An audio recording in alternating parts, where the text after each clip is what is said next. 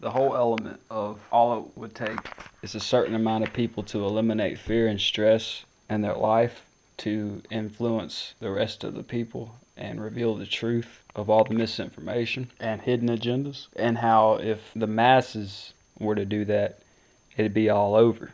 It made me remember what I mentioned about population control, and that's that if we had enough people here, we would consequently start eliminating weaknesses within ourselves. And that's why they're so heavily motivated to population control. It's not about the effect it would have on the earth. It's the effect it would have on us. If we had enough people here, we would consequently start eliminating weaknesses within ourselves. And that's why they're so heavily motivated to. But I feel a way that some people never develop guilt and avoid guilt for doing these things to people is the whole attitude of, why do you think you're so special? Why do you think you're so special? What makes you so special? What makes you better than us for you to not do what we do? Why are you so self-righteous? You know, that's the mentality that just supports people abusing one another just for a little bit of change. But like I said, this is a business, whether you know it is or it isn't. This large piece of land that we call North America is a business.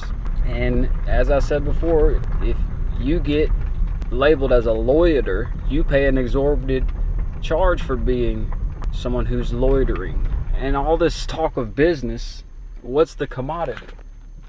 Us. We're the commodity. And this business is in the business of death and life.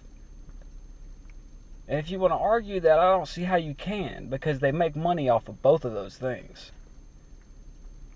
So if you're not getting married or making children, you're loitering. There you go. I mean, there's all kind of things you can be doing to be considered loitering, like being homeless. Do you think homeless people are bad people? If you do, you just don't see things for how they are. Many of the homeless people aren't actually homeless, or they're a wheel in the security state, and they're trying to move up in the ladder and have a life they never thought they could have by destroying other people, of course, you know. And I can't knock them for it. Sometimes, some situations, I really can't even blame them because they got tricked into it anyway. But a lot of homeless people, like homeless veterans, for example, they're just simply people who refuse to go along with the surveillance state and the nefarious things that people do to each other. And they just slowly couldn't afford to maintain what they had because of orchestrated events and being forced into certain circumstances and refusing to go along with something that most people would have. Don't let being self-conscious affect your actions. I just felt the need to say that. Because whether you create the self-conscious in yourself or not, there's a possibility that someone else cultivated it. Even with the possibility of them cultivating it with fucking technology. There's no telling. And just keep in mind that it's just a low fucking vibration to begin with. Never confuse it with intuition, because 9 times out of 10 it's just something to hinder you from doing something that's supposed to be done, or something that will help you. Never let that self-conscious shit get in the way. Rise above it and just ignore it if you have to. Basically what I'm saying is we're in a spiritual prison that secures the life of a deity that's stuck here, and this is the only place it can survive. And the way it survives is the way we behave and perceive things. But the less something is done, ironically, when it comes to social engineering, the more powerful it becomes. But on a spiritual level, it gets to a miraculous state, because Christ consciousness, or Jesus Christ, is persecuted for doing good and helping people. So it makes less and less people doing that, which creates a power of evil. So what if, it makes me wonder, what if the majority of the religion worshipped a deity that lived here to do evil and was persecuted for it? Would it make evil's power less effective if the same curriculum and scripture was inverted the way this one has been? Would it have an adverse reaction to where good would rule the world and evil would be that much more powerful? It's not quite how I wanted to word this, because it's really complex what I'm thinking right now. If I should ever try to reword it and tackle this again, It stemmed from the whole idea of how a virus spreads because of us not being immune to it and it being something new to us, and how a strength would progress that much quicker if less people have it. It really is very astounding how simplistic it is. The importance of stress, I mean, why it's important. It's nothing I hadn't said already. It's just kind of crazy how important it is. It creates a tunnel vision in people, and they'll never notice things that are right in their face. That's how sloppy it's done got, man. It was more of a security thing in the beginning, I think. It was just the icing on the cake. It was a extra fail-safe, all the stress and fear that they cultivate. And now they're completely reliant on it. It's as if that's all they have left. Because all it would take is a certain amount of people to not have stress or fear, for it to notice things on a large enough scale for it to make a dent in things. And if it were to happen in the majority of people, it would be so easy for people to see all the things that are happening to them and all the things that aren't actually happening, and how certain things are able to happen and what we've been lied to about. And it would completely change a lot of people's behavior. We would literally start cleansing ourselves of things we actually don't want versus vice versa. That's why. It's just as simple as that.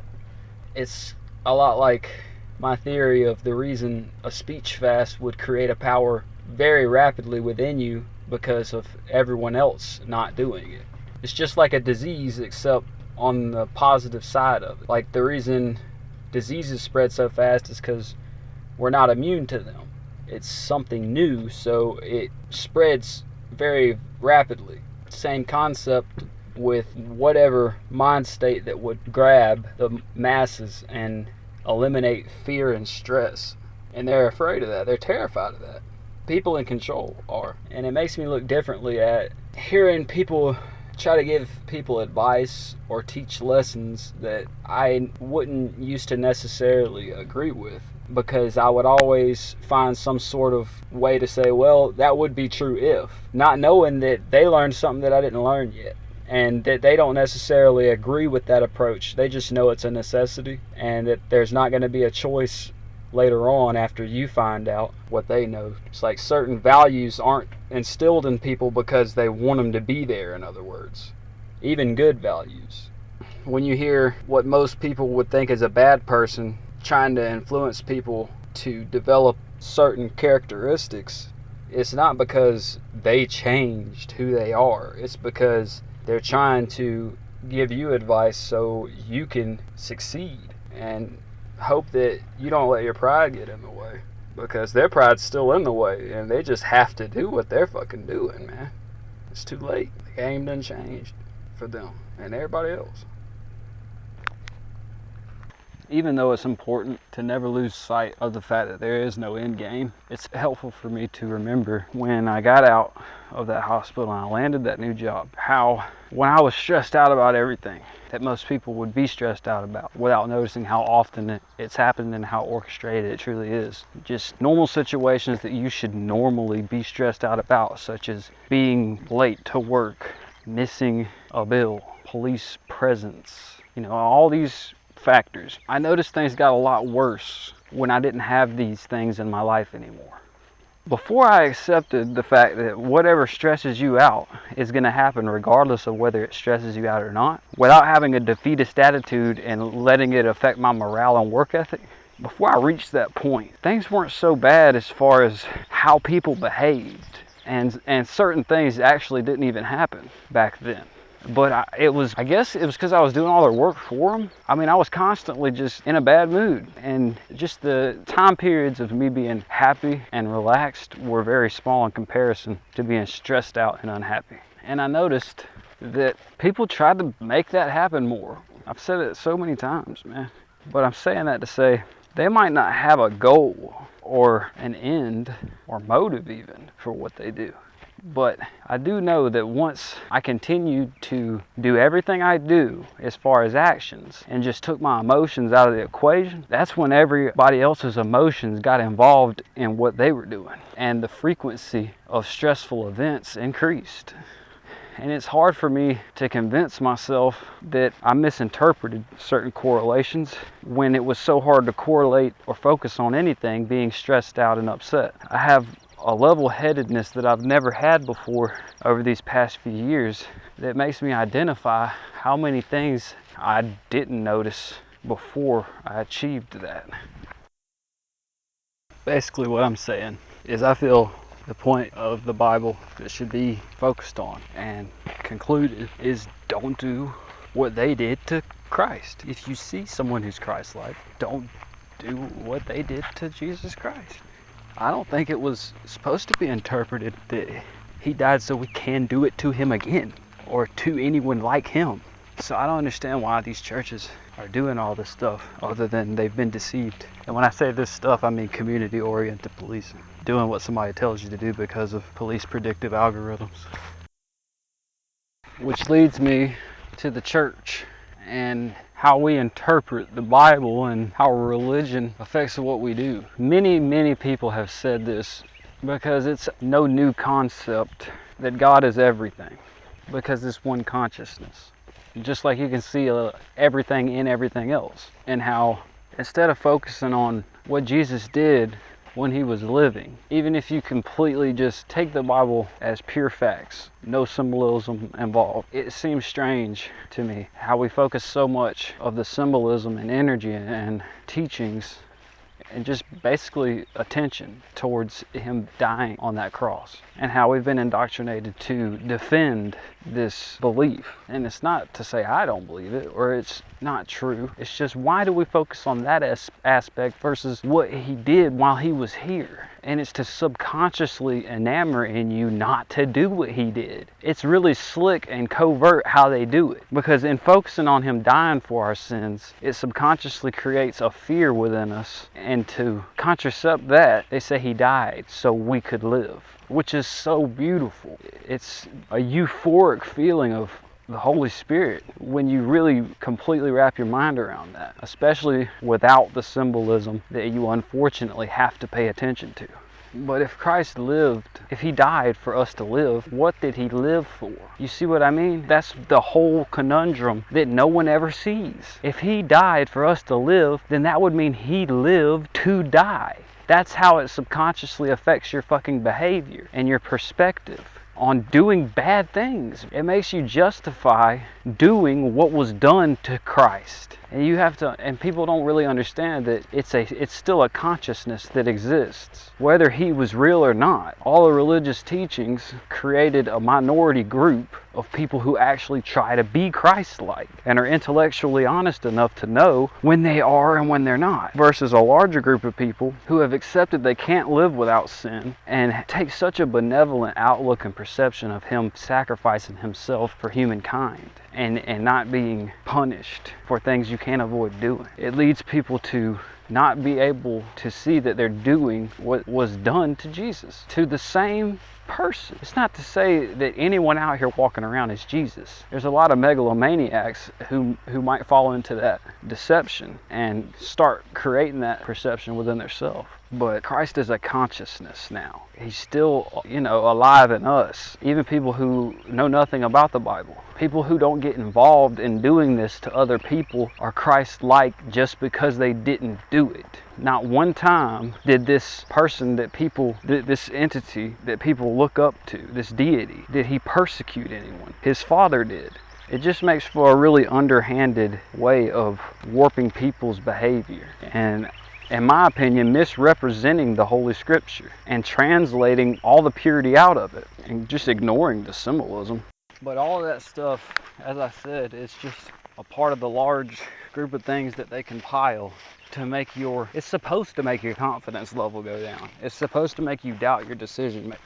Because I've had several situations in my life where someone has tried to convince me of something for fucking 2 or 3 minutes straight, and when they give up, their response is, God damn, it's not that big a deal, dude. Like, fucking, who cares? That's the response. When it's it's like a blatant fucking lie, but they just really want me to doubt it being a lie and doubt myself instead. And I don't understand why that is so important to people other than conehead fucker tendencies. Narcissistic tendencies. feeling like you have an edge on somebody because you can make them believe a lie. It somehow makes people feel good, I guess, on one level. And then on another level, they're doing exactly what they're told. And what they're told isn't always just do this or do that, depending on what level of commitment they're into it. It's make this person say this, make this person do that, make this person create a certain EEG or EKG so we can validate where he's at mentally, emotionally, physically in relation to what we're doing to him. It just makes so much sense now. And I really feel good about myself because I never even realized how much money I was making. Instead of getting upset about how much I've been wasting it in comparison to how much things cost to other people because of either how much money they make or how they don't actually have to buy shit. I can also see how people could clearly get the misconception that I wasn't in the same boat as them, because I'm still in the same boat as I was then as I am now. It just didn't look that way because I was making pretty good money and not struggling. It's all about making people struggle to a point where they get involved in some really nefarious shit with the impression that it's something very benevolent and it's like a godsend or a miracle, and anybody who isn't involved is some sort of heathen because God hasn't, they haven't taken the right path to be led to this. All the while, the same person they're talking about has probably been knowing about the same shit they know about longer than they have. They just saw it for what it really was and didn't get involved. Another thing that's happened from day one, before I ever even noticed any of it, this was the first thing I noticed, and the first level of self-doubt and confusion and gaslighting was all the pointless lying that still takes place to this day. And I don't mean on the TV, I mean just everyday life. People, especially people who represent some form of authority or elder figure, lie about absolutely everything in hopes that I will say something about it, or set up a situation and where I will be expecting what they said will happen. That's just the same thing. It's still a lie. Like, come over and do such and such, and then I get there and it's something completely different. But one thing I have noticed is when I haven't mentioned it, and I just kind of I guess my face tells it, there you go again lying, and I just don't say a word, they come up with a reason why things changed and why there's a discrepancy. It's pretty weird, man. I know I said this, but... And then other people, they'll act like they're doing that and then make a slightly different alteration to what they said that still wasn't the same as the first thing they said. It's crazy because the more and more confident I got over time, the more and more I noticed people doing stuff and giving me a side eye to see how I react to it. And then when I don't, they just think I wasn't paying attention and they try again. And it's like, nope, nice shot, man, but still no good. But people are clearly told to lie to me about everything. I mean, even the very fucking small, irrelevant fucking shit. Every now and then, instead of thinking, what am I doing wrong? Which is, I've already addressed that. It's bullshit. I ain't got nothing to do with that. But it makes me wonder, what routes are they trying to lead me to? Which is more logical of an approach, but really all of it leads to a non-directive. But I always have to look at what I'm doing differently than the majority of people and how it could inadvertently lead to things being more inconvenient for me. And then the inadvertent slowly fades away, and you see that it is clear evidence of an agenda. Because of all the things that I do and how I live my life, even without all the harassment and fabricated situations and orchestrated events, my life would be very difficult even without all that, just because of how I've chose to live and not to take place in and partake in. Just because I don't have a bank card, just because I don't do auto draft, and just because I have a house phone when I don't have a cell phone. I mean, just because of a lot of things. It's more than just things being inconvenient as a result of what the majority does. It's that they're literally trying to weed people out and divert people away from certain approaches to life. So when they take it away, the only people who will notice it being taken away are the people who are doing it. People will be so wrapped up that they won't even catch it getting gone, or they won't think it's a big deal because they don't realize it symbolizes other things that are a big deal.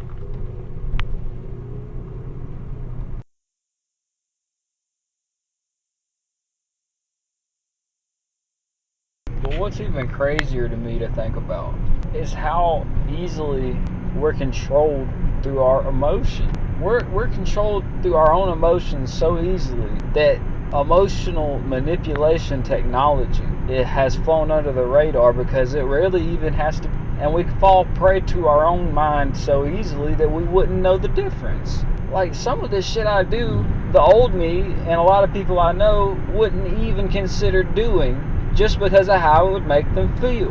And that blows my fucking mind. Like having to buy your food with change money. I don't give a shit. That's why I save it up, because I know shit like this is coming. You know, a lot of bullshit happens where I'm not getting the money that I deserve, or some situation comes up where I have to use all of it. It's just like, it's crazy to think that the old me or some people would just say, fuck it, I'm gonna go, before I spend change money, I'll go rob somebody, or I just won't eat. I'm not finna, spend change money. I'm looking like this and looking like that to people. That blows my mind, really. That's how a lot of people get caught up in doing this fuck shit to each other to begin with. I'll be damned if I'm doing this and doing that because I'll look like this or that. That's fucking incredible to me. And you get so caught up in how you look that you feel like shit about how you look at yourself. All this comes down to when I hadn't seen my bro in a while, before I had went to the hospital and after. I went over to his house. This was some years back, but there was a long span of time we hadn't seen each other or talked, And how I explained it to him, as far as, what I went through and what happened. And I just worded it to him like this. You don't really get away with anything anymore these days. That's pretty much how I told him. If you don't get caught up after you get caught up in doing some crime or hustling or whatever, just doing something the government don't approve of and capitalizing upon it, and then living out your life, they got a place for you to go, and they got something to do to you. And that's pretty much where I left it. Pattern recognition was always something I did, but it really never started tripping me out nearly as much until I started applying it to not speaking about negative things. And that way back led to the whole conehead fucker thing, and how I had these images of people who live off of negative energy before I even learned of the term narcissist and what it really meant. Because I would notice, that was where it all started, was I would notice I wouldn't mention things that bothered me, and more things would happen, and more people would be trying to get me to talk about these negative things because they'd ask me direct questions in relation to those things. And I doubted that for so long until I continued gathering frequency of things happening, without any emotion involved, just literally documenting when things happen and how often, and when things are happening at the same time. And that was the most obvious and quickest progression of pattern recognition I've ever came across, is not mentioning or reacting to potentially upsetting and stressful situations, and having people do things in reference to them, which was already happening when I was mentioning them, but then try to make conversations directly with me about those situations, desperately hoping that I will talk about it, and get very fucking disappointed visually, obviously, and auditorily. You could hear the frustration in their tone with how I would answer and address those questions and conversations. It's fucking crazy, dude. Conehead fuckers, dude. They live off of negative energy, or the money they get from just doing what they do. It's fucking weird, dude. It's hard to stress how important pattern recognition is, and the level of confidence it requires to not question the competency of the results. Because otherwise, without the pattern recognition, you'll only notice things and express them with broad statements, with words like always and never, And every time, I still do that, but like I said, I'm trying to assess my mistakes and fix them. But without the pattern recognition, you only have your subconscious to fall back on, which is consequently an emotional state of mind most of the time. For instance, every time I don't have money, see what I mean? The way you word that, how it comes across. Every time I don't have money, so-and-so does this or says that. But it takes that level of learning from that mistake to be able to apply your pattern recognition and derive your confidence from the competence of the results of pattern recognition versus questioning the results and lowering your confidence. And that usually leads to you, it gives me kind of a weird pleasure in knowing what's coming, because I don't think it's supposed to be nearly as predictable as it seems to be. So when all these people are doing what they're doing and they're not creating the level of stress and anxiety and emotion that they used to in the same situation before I was recognizing it happening in a cycle, they feel awkward, and it's obvious. They feel like they're failing in some way sometimes. It's pretty neat, really, to see the same situation happen but look differently, and people say and do the same things but act differently as they do them. Like I said in one of my previous recordings, the potentially awkward situations I'm put in are now potentially awkward situations for the people who create them, because I know what to expect and I actually see it when it's happening, and they're aware that I know now, especially that I've been documenting everything. It's pretty strange. It can be enjoyable until the stress gets overwhelming because of the circumstances they create in spite of you enjoying life. It's so fucked up, dude. Because they don't look at it that way, because some of them think that they're supposed to be preventing you from doing something. But if you were to stop doing that, they'd have another group or the same group doing it for a different reason. It's so fucking stupid how it's continuing and how they're all accumulating points just like me.